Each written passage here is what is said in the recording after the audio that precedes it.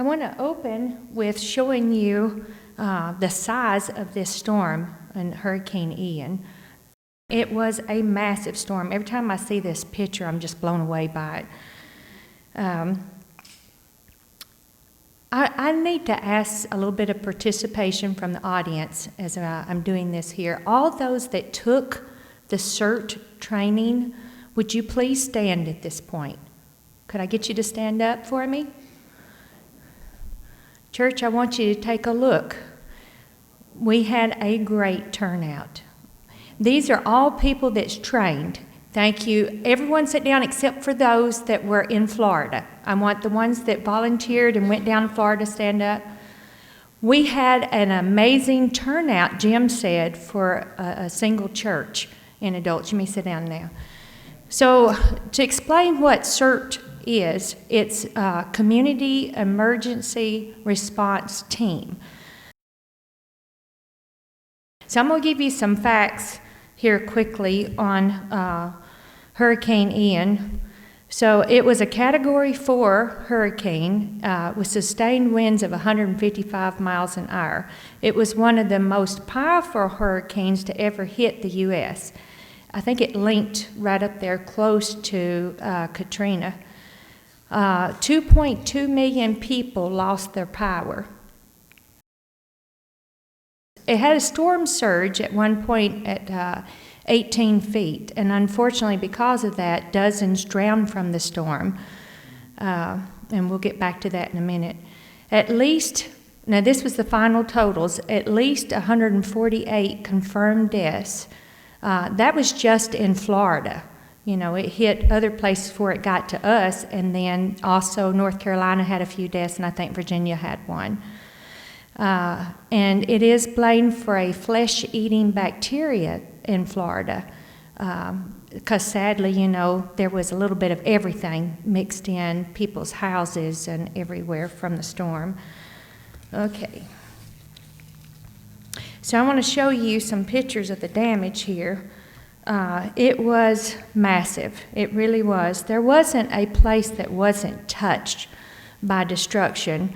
There were houses leveled, and you would see just unnatural things. We saw boats in trees. We saw semis on top of collapsed houses, cars, motorcycles, whatever. I never will forget, Trish and Joy and I was headed out, and we saw a school of fish, a large school of fish that was laying in a parking lot. I think it was a gas station, if I remember right. Let's see. Oh, yes. So this photo right here, they had to bring out the police. It's sad, but the world is getting worse and worse, and we already know this. And so, unfortunately, people had lost, you know, everything, and some of them family members, and they're still trying to find bodies. And there was a problem with looting.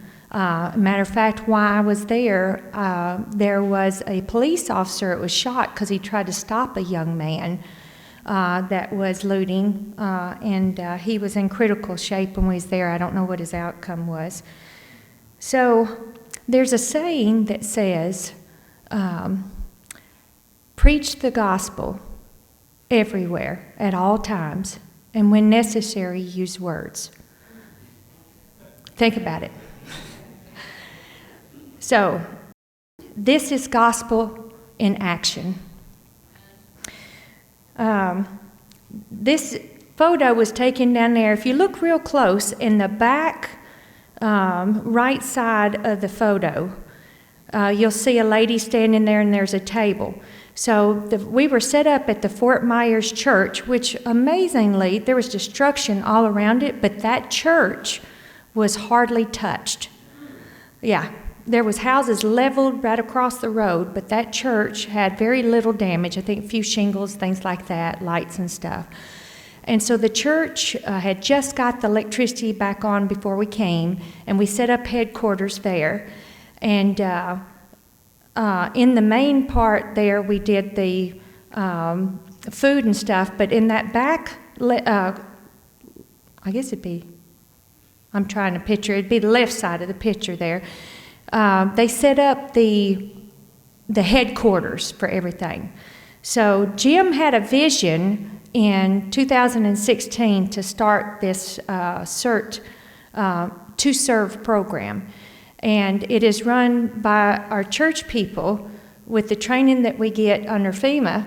And then he wanted young people to join him, so he got Heritage Academy and Debbie Baker and her husband Doug on board. And so they started working the end of 2016, 2017, helping with disasters around the U.S. They have trained people in 7 different states and helped with many major disasters. So, I want to go back. So the guy with them here in this photo, this is Ryan Amos, and he is the assistant ACS director of the Florida conference. And he came down to visit us there. So this is Brenda and Joy and Trish and myself. We were able to go out and work pods for a day. And I think everyone that went to Florida just about worked pods, right? Did pods. And as Chuck can tell you, it gets very hot. The humidity was terrible, so it would be in the high 80s, but because of the humidity, it would be 96, 98 degrees. So, and they were long days in those pods. There was 8 pods that was set up. This is a short video of us doing it. So they had it down pat, 3 to 5 cars, depending on how many workers we had, would pull up, they would stay in their car, and then we would put in their car for them the supplies that was needed. So we would do water, food rations, ice, tarps, and then, let's see, it should be, all right. So let's stop there. And we would provide their needs that we could at that point, okay? And then they had 2 ways that they could go out. One, they could pull over to the side where some of our people was staying and that you could pray with them and give them literature. The other, they could just drive straight out. You would be amazed how many people wanted prayer. I mean, they were devastated. Their hearts were broken and they were hurting. And what an opportunity that God had placed in our hands to witness to these people. And so I'm going to come back to that with the final statement here in a minute. But as you've been reading here, this is some of the things that we covered. We worked 13 days, and we had people come from all over. Union College is out of Nebraska. They came down. And then we had Southern there, and I think it's 8 different academies. And in a day, in some of those pods, you know, we'd cover 1,000 cars or better. And by the time it was done, they totaled it was 72,000 cars that came through the iPods. And some of these were 2 and 3 families together in a car getting supplies that they needed. And then on top of that, besides the pods, the other side of the coin was that we were helping people with their disaster cleanup, which John is going to touch more on that in a minute. There's the guys, Michael and John, and we helped over 60 families, either doing yard debris or mucking out their house. That is nasty work. I mean, the water's got everything in it from sewer to whatever, and every house, even if it was still standing, had to be mucked out. Just about. You couldn't drive past a house that they hadn't had to bring everything to the road. They lost everything. And when we mucked it out, even the sheetrock would have to be taken off and taken to the road. So this is the road. This first the first thing here, this is the road out to Pine Island. So Jim came to me and he said he was needing a small team to go out and worked there, and he was trying to gather people up. And so I told him, I said, I'm sure that Joy and Trish would like to go with me. So, and I went and talked to them, and sure enough, they wanted to go. And so we went out there. We were the only 3 ladies in the group, and then there was a total of 4 men. The Army Corps of Engineers had just rebuilt this and opened it back up for you to come on the island. And then this is a better picture of that. So I'm going to show you this. I took this video driving here past some of the places, and it was just, it broke your heart. I mean, there were people that I saw at times when I was down there, they would just be sitting there in front of everything bawling, you know. And of course, they're still searching for bodies at this point. And to tell you how bad this was, here's another video that Trish took this for me. Why is it sideways? I don't know why it's sideways. Oh, okay, so it's a little blurry, but you can kind of make it out. She took it while I was driving. And so to tell you how bad it was and them trying to find bodies, unfortunately, without going in a lot of detail, you know, it was a major disaster. The bodies were abused. They had been in water and everything, and they couldn't identify some of the bodies, so they were asking the families to come forward and donate their DNA so that when they did find a body, they could put it with the right family. That's just how bad it was.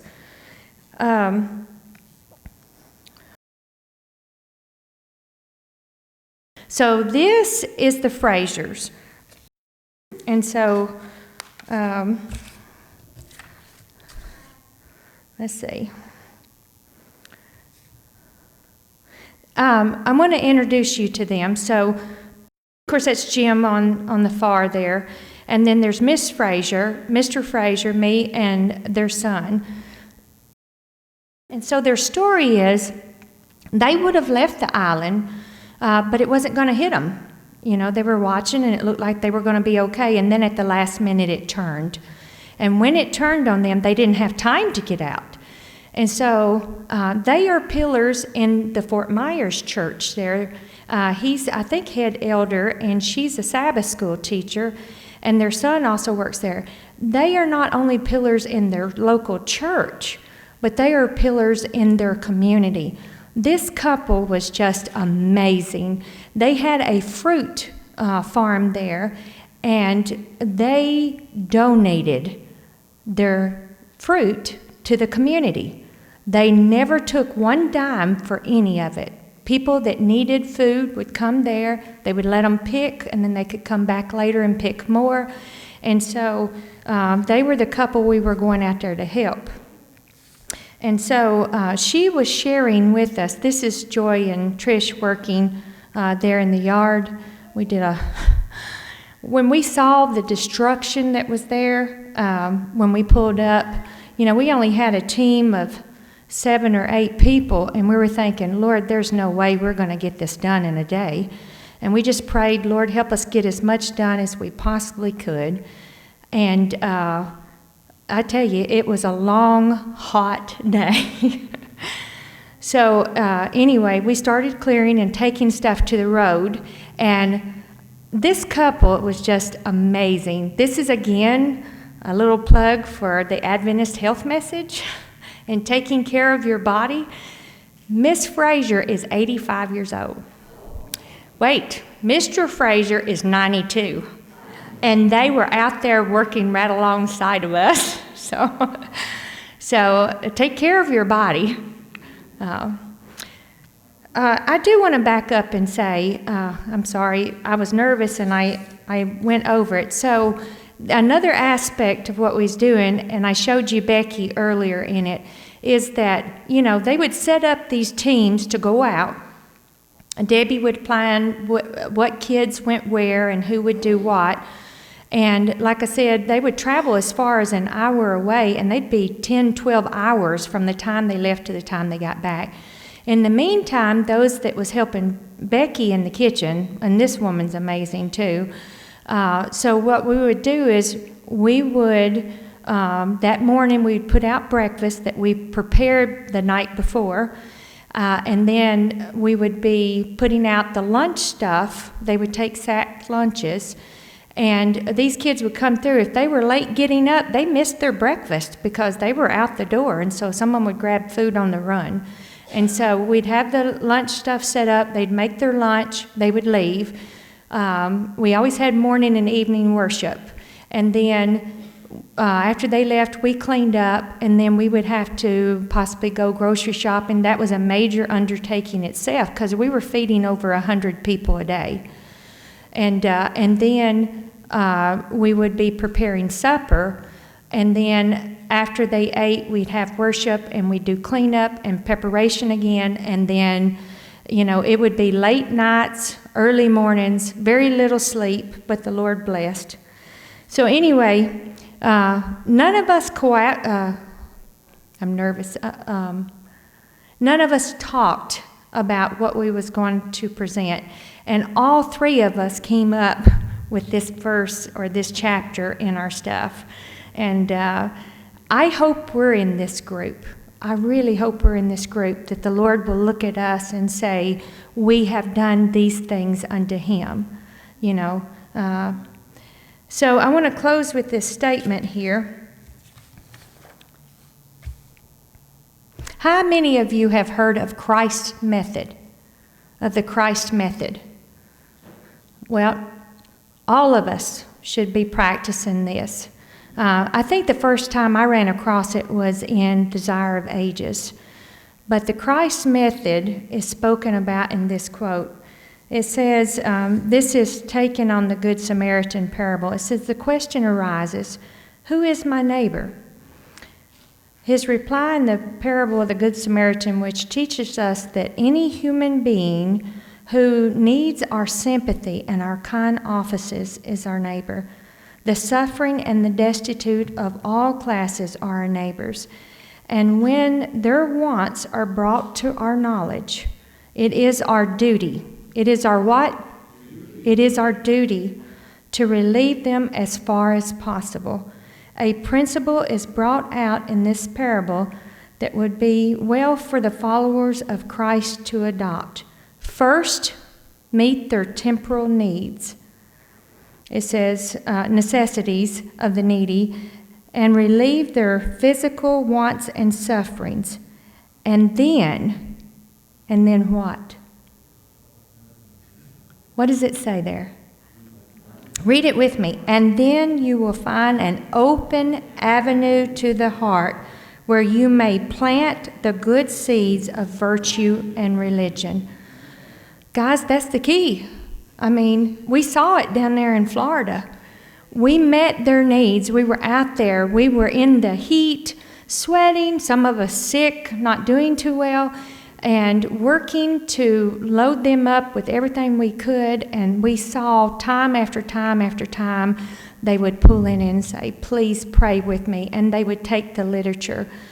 It is the opening wedge. And so I just want you to keep that in mind and ask yourself, what are you doing to meet your fellow man's temporal needs? Thank you.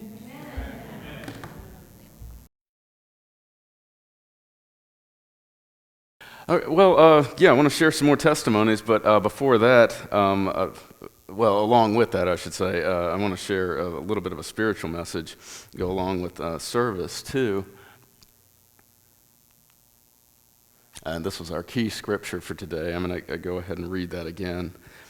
Matthew 25, 34 through 36 and 40. And like Miss Kathy was saying, she actually provided the little interlude, the part that's not shown up there. We all came to this text, I believe, as the Lord led. But it says, then the king will say to those on his right hand, come, you blessed of my Father, inherit the kingdom prepared for you from the foundation of the world. For I was hungry, and you gave me food. I was thirsty, and you gave me drink. I was a stranger, and you took me in. I was naked, and you clothed me. I was sick, and you visited me. I was in prison, and you came to me. And the king will answer and say to them, assuredly, I say to you, inasmuch as you did it to one of the least of these my brethren, you did it to me. Has anyone ever been in the position you want to serve the Lord, but you don't know how, or you don't know how to start, where to begin? Lord, how can you use me?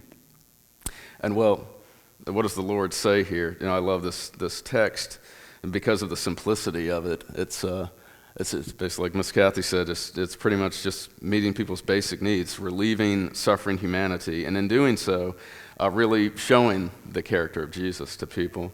And it really is that entering wedge. And you notice here that the Lord doesn't say anything about anything of a religious nature at all. You just start with people by showing them the character of Christ and developing that in ourselves as well. In service, there's another challenge that sometimes, especially in this day and age, it often seems like people aren't interested. Has anybody gone door to door, maybe on a Sabbath afternoon, when college football is on in the background? We can be very distracted, and not only distracted and busy, but just in this day and age, it's probably the easiest time in human history to survive. I mean, we most of us have our temporal needs, food, clothing, shelter, met pretty readily. So it's people are often in the mindset of just, I don't really need God right now until that happens. And if your house is a pile of sticks, or your community is gone, or our stuff is just in a refuse heap.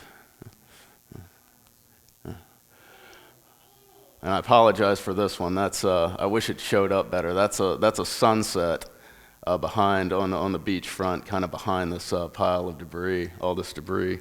But if you're looking for beauty, just over devastation, do you think the Lord is welcome there? Do you think people would welcome the love of Christ in? Now, this map, I'm going to give you an idea of where we served and the areas hit by the hurricane. Most of the work we did would have been probably in Fort Myers proper, which is the mainland. It's kind of the right side of this screen, the larger portions of land. And there's plenty of damage there, but a lot of the pictures Kathy showed and the ones I showed just a few seconds ago, these barrier islands, Fort Myers Beach, Sanibel Island, and Pine Island, where Kathy and my wife's team did some work, that was completely obliterated. So when we did do some work out there, oftentimes we were in Fort Myers proper for debris removal, those types of things, simply because the people in these other areas had simply been evacuated. There was nobody left to help. It was just totally devastated. I took this picture that was in Fort Myers Beach, that island, and it kind of reminded me of vacations I used to go to as a kid, and imagine it just all being gone, blown away. This picture, and this picture here were taken about a week apart by two different teams, but I thought it was interesting that it's the same location. That's the same boat on top of the same Suburban, but that's on the road out to Fort Myers Beach. This is on the coast in Fort Myers on the mainland, but you see here, it may be tough to see, but that's a pile of boats in the background. And this, Kathy mentioned a little bit about the looting that was going on. This little guy in the boat, and it's also tough to see, but in the center of the screen, you see a little guy in a boat. We watched, we were kind of taking this in, saw him come along, and he came up in this little boat, kind of circled around a little bit, then pulled over to the boats, got out, and started rooting through them. So our group leader reported that to some authorities, but this stuff was going on down there. That picture, that is the dock where those used to be. That's if the boats were that way, that all of that would have been back here. And that's where all of those would have been moored. And this, at kind of that same location, this is the memorial site to those who lost their lives in Hurricane Ian. They even had I think at the time we were there, it reported there were 120, but I think as Kathy mentioned, that death toll would continue to climb.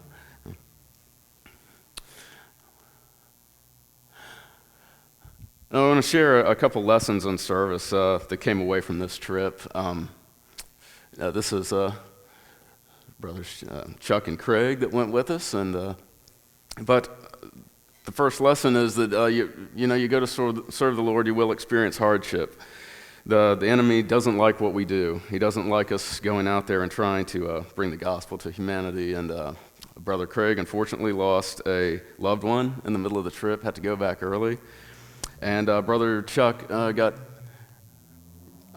became very ill one day, working this is a picture, one of the points of distribution. People could drive through location like this, receive food, water, tarps, things to materials to help rebuild their houses. But she said oftentimes it was up in the 90s these days, and imagine working in like sweltering humidity all day long. And I think that's Brother Chuck on the left of the screen there. And after a day of that, I think, as the doctors would say, Chuck had depleted his electrolytes and just was feeling very bad and had to go to the hospital for a few days. But even though, the devil may assail us, he who's with us is stronger than him. So Chuck was back after a couple days, right back to it in the warehouse with his two new friends who would lovingly call him Uncle Chuck. So,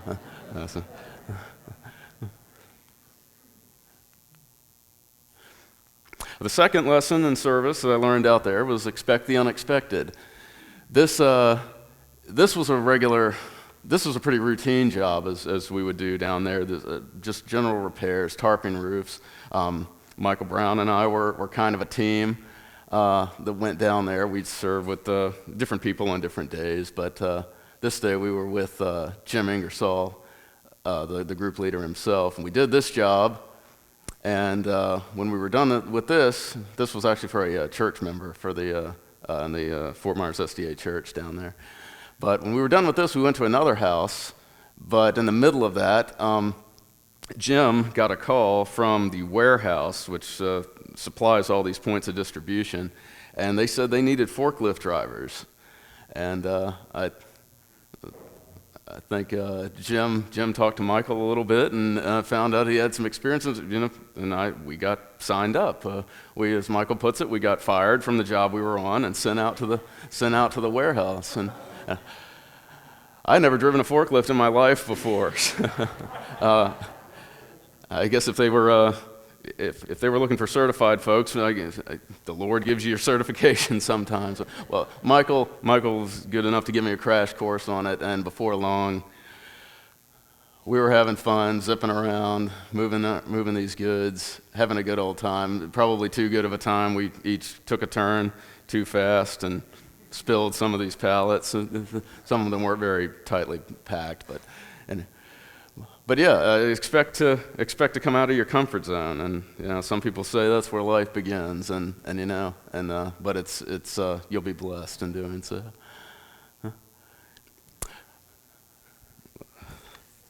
The third lesson is to expect God's providence. This was our first 2 days we mostly spent in the warehouse, but on the third day we were assigned a team of Southern students. This is our team. And they ended up being absolutely great help. I was nervous when I was first told we were being assigned a team of the students, desperately hoping this wasn't going to be a babysitting mission. But these guys were absolutely great. This is one of the ladies we helped, kind of in the background there. This ended up being a fairly eventful job with our team. Down there, for our group, our little subgroup, I was kind of in charge of logistics, and I would call folks. We'd get these cards with people's names on them at the beginning of a day. There's people we would go people would go out to help, and oftentimes debris clean up their yards. And this, I called the lady who owned this property in the morning, and she originally turned it down. She told us not to worry about it. That bridge right there this was a neat little place. That bridge was actually her driveway, crossing a good-sized creek right there. And she said, "No, don't worry about it. You're bringing kids out. It's a rickety little bridge, and it's not that bad. It's not that much to do." I think that ended up being the biggest job that day, and we did a couple of them first. Ran out of work, so I called the lady back, and she said, "Well, if you got nothing else to do today, come on out." And so we did. It was raining. See, she's got this big bamboo forest. All sorts of these bamboo shoots were down. There were a lot of these little banana trees. Those were just stuff from these plants just strewn all over the yard. And that's after we were done. We took a picture, and it's tough to see, but to the left there, behind us, is the pile of stuff that we cleaned out of the yard. It's about as tall a pile. It's about as tall as I am there in the picture. But anyway, all that said, this kind of debris cleanup was normal, but for this particular lady, she wasn't there when we did the job, so we left. We're on the way back to the church, and she gives me a call back. And she apparently, I think, had gotten home from work and said, "Thank you so much. It looks great. Thank you guys so much for coming out there. This helps me so much." She said earlier that year she'd been diagnosed with a terminal cancer, and that this would give her just the opportunity to, just to have some more time, just to enjoy her yard, and come and go, get not all this debris, and just it was a huge relief. And we prayed, and she said, we hopefully, I don't know what's happened to her. Hopefully she's found some healing, but she said at the end of that, she said she knew her Maker, she knew where she was going, but this being a job that was never even supposed to happen that day. So. Now the fourth lesson in service would be to expect miracles. This was another job right here. This was the last day that we were working there in Fort Myers. This one was kind of normal. Michael brought a winch on his vehicle and had been dying to use it all week, I'm sure. And finally, we got to use the winch. We got to pull some trees out of these folks' property and put them out by the street. And this one wasn't totally out of the ordinary either. But as we were getting done with this job, a guy from, I think, the water company or the power company came out to these folks' property, and he was apparently just checking on, seeing if people had their power back on. And he saw us. He talked to us a little bit, asked us what we were doing. We said we were debris cleanup and just helping folks out. And he said, "Well, I know this guy. There's this young guy, this kid that lives kind of off the beaten path, and a tree fell in his driveway, so he can't get out. He can't get in or out of to his property. If you guys got a little time, could you go help him?" Now, this had not been a job we were assigned by the organization, but it's it's the end of the day. It's a Friday. It's a Sabbath is coming on. We figure, it's probably just a little tree across the driveway, maybe that big around. We'll take the chainsaws out there. We'll get it taken care of, and we'll do that. And that was a tree. Yeah. Probably a good 6 feet around at least at the base. And granted, this is Friday. I mean, we're trying to wrap up before Sabbath, but we're I think out there doing good too. It wouldn't have been the worst thing to cross into Sabbath hours, but we're not wanting to do that. But this is also the end of our trip. The chainsaw blades are getting a little bit dull, and we kind of just get out and sit there for a minute like, well, how do we deal with that? What's the Lord going to do now? And our students, I think, kind of recognize this too. And they had their own. I only found out about this later. They went and got together and had their own special prayer. Please, Lord, what are you going to do in this situation? Please, send us send us your providence, send us your help. And probably within, as the student told me, within about 3 minutes of that, this guy shows up in a pickup truck with about 3 chainsaws of his own, and he said his job, he titled himself an artisan carpenter. He's like one of those guys that makes those bear statues with the chainsaw, but nonetheless skilled with a chainsaw. And I don't have a picture of him, but he helped us out for probably about a good hour or so before he had to leave. We ended up calling in. We weren't with Jim and his crew on this one. We ended up calling him. Jim Ingersoll, he's the one up in the tree right there. They ended up coming out to help. And there's this, still working on it. That's kind of the before picture. And then finally, we couldn't do anything with that trunk, but we got the guy enough space to get in and out of his driveway. So the Lord really came through. And again, one of the students told me later that, as I said, Sabbath was coming on. This is a Friday afternoon. I think sundown was supposed to be 7:01, 7:02 or something Florida time. The kid said he looked at his watch as we were packing up and leaving. It was 6:59. So, yeah, quite the Lord really came through for us there. And that's another picture of us after we got the thing a little bit dealt with. And sorry again, you can't see the sunset well. Picture just didn't go through well to PowerPoint. But the last lesson in service that I want to share is that, when we take the rays of hope to the corners of the earth, the people who are in a state of hopelessness, it's not like showing up to somebody's door on Sabbath afternoon when college football is on. It's the gospel and Jesus Christ are rarely turned away. So, all right. Thank you.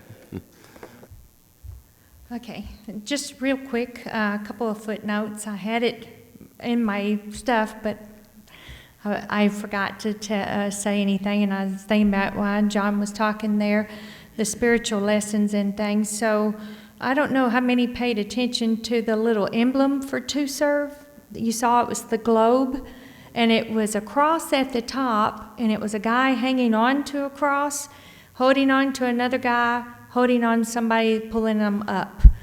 That is what we're doing.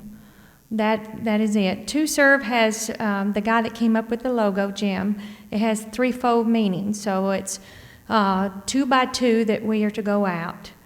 They also recommend that in the CERT training. You never go alone. You have a partner in case anything happens. And then it's also, we're going out to serve others in the name of Jesus. We are his hands and his feet. Guys, there's people that are hurting, and when they look at us in this kind of stuff, I pray that they see the face of Jesus. We are acting in his behalf. That is a burden we should all have. And you do what you can. And the other thing was, the Frasers were telling me that when the hurricane hit them, they said they went to praying, and she was scared at first. And she said the sound from that hurricane coming in was just terrible. And she said all of a sudden, then it was quiet. And it was peaceful, and she saw the sun, and so she looked out.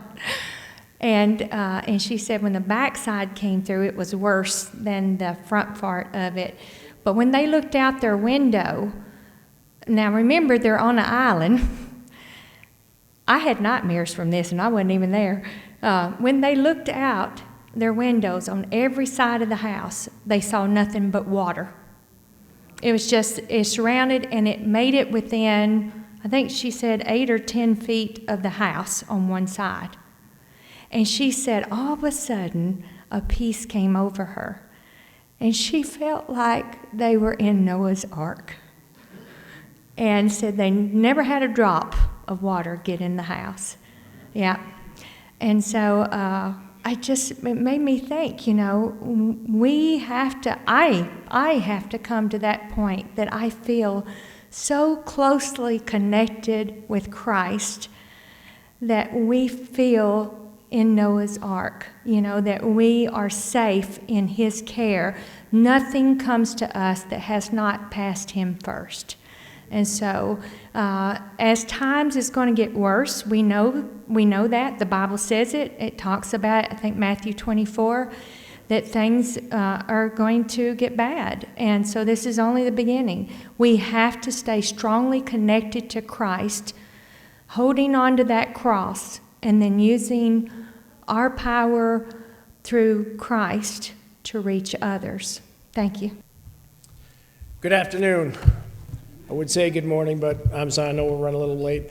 Before I get started, we don't have to go to Fort Myers to find people that are hurting. If you would like somebody to reach out to you and pray with you, grab a blue card, fill it out, and get it to somebody, either Elder Derek Bowe, one of the deacons, myself, John, Kathy, anybody. Just fill it out. A lot of us go to church and we smile and we put on a face, but sometimes there's some real things going on there. So I would like to thank Elder Derek Lee from the North American Division, Jim and Becky Ingersoll. They were absolutely wonderful with the training. Kathy brought it up. We go out in twos, and that's so that we make sure that we're always part of the solution and we don't become part of the problem. So that's what we did last year with Adventist Community Services, disaster response and recovery. We're going to continue with that, but we're going to push through a couple of different things as well. So we are part of Jim and Becky Ingersoll's To Serve.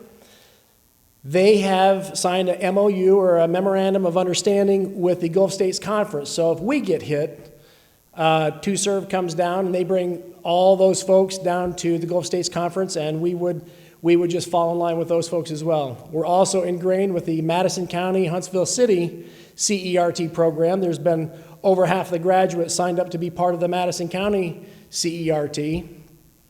We attended that in January. But one of the efforts that we're looking for this year is to build resilience at home, teach home disaster preparedness, teach, develop a plan for our church. How do we look out for each other here in the church? And we know these things are coming. Kathy said it, Matthew 24, verses 7 and 8. Famines, pestilence, earthquakes. You only have to look at the news this last month to find out that there were 43,000 lives lost in Turkey. These things are happening, they're real, and they're coming. And this is just the beginning of sorrows, verse 8. So I would just leave you with continue to support. If you would like to help and you don't know how to help or serve, I would just ask you to pray about it. Don't be surprised if God answers your prayer. That's the part of it. So, all right, with that, I will close. Let's go ahead and bow our heads for prayer. Heavenly Father, Lord, thank you so much for letting us serve you. Thank you for the guidance and direction that we got from Derek Lee and Jim and Becky. Thank you for the training that we undertook this last September and the opportunity to serve. Lord, we continue to look for opportunities to serve you, and we will continue driving on and helping to educate other folks to find those opportunities to serve. We love you. You are worthy for praise, and we look to continue to serve you. In Jesus' name, amen.